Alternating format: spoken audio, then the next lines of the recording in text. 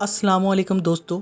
कहते हैं कि अक्सर आम लोग अपने अपमान का बदला तत्काल ले लेते हैं, लेकिन महान लोग उसे अपनी सफलता की सीढ़ी बना लेते हैं। टाटा कंपनी को नई ऊंचाइयों पर पहुंचाने वाले सर रतन टाटा पर यह कहावत बिल्कुल सटीक बैठती है। टाटा सन्स में 100 से ज़्यादा कंपनियां आती हैं।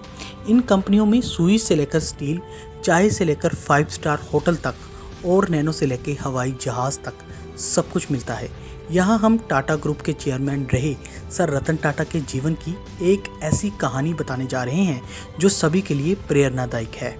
कहानी जानने से पहले हम सर रतन टाटा के बारे में जान लें तो इस कहानी को समझने में और भी आसानी रहेगी। सर रतन टाटा की ज़िंदगी उतार चढ़ाव से भरी रही है। उनका जन्म 28 दिसंबर 1937 को हुआ था। वह टाटा समूह के संपादक जमशेदजी टाटा के पोते और नवल टाटा के बेटे हैं।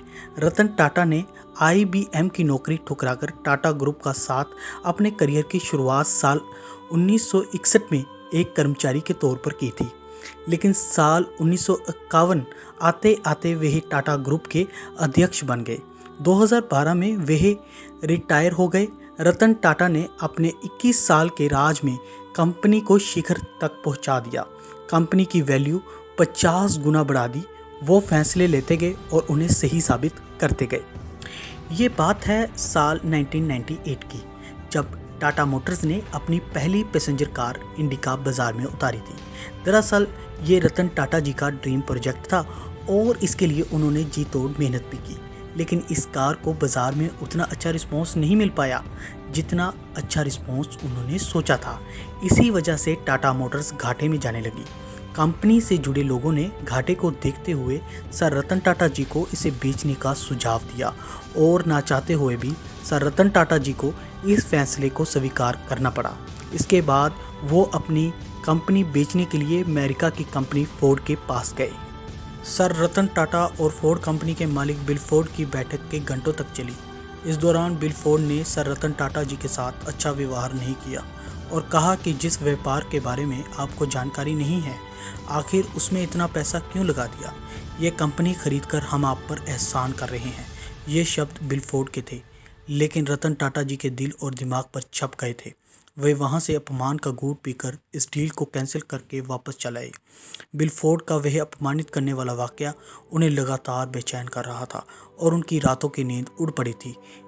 बस उसके बाद सर रतन टाटा जी ने यह तय कर लिया था कि अब वो इस कंपनी को किसी को नहीं बेचेंगे, बल्कि खुद अपने हाथों से इस कंपनी को नई ऊंचाइयों तक लेकर के जाएंगे।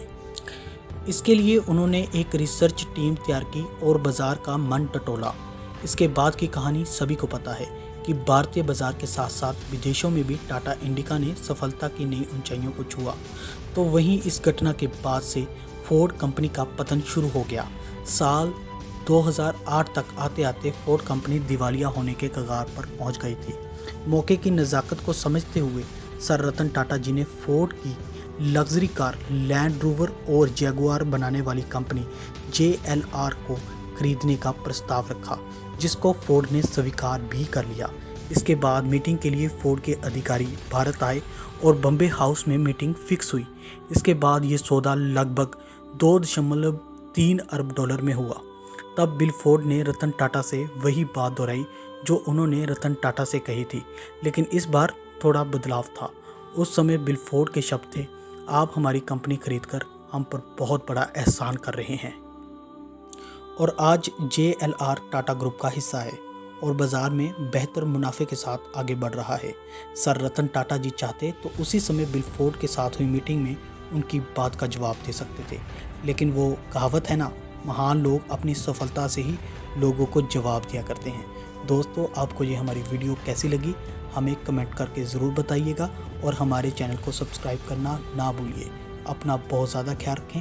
अल्लाह हाफिज़।